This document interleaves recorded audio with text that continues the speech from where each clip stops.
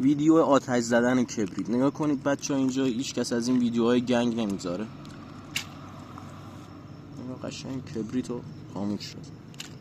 نگاه سخته تو این فضا بخوای کبریت آتیش بزنی، خیلی سخت.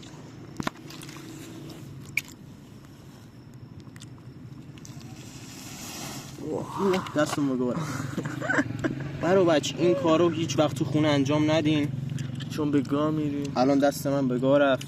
آتیششو دیدین خیلی قوی بود، متاسفانه دست من سوخت. هیچ وقت از این کارهای بد نکنین.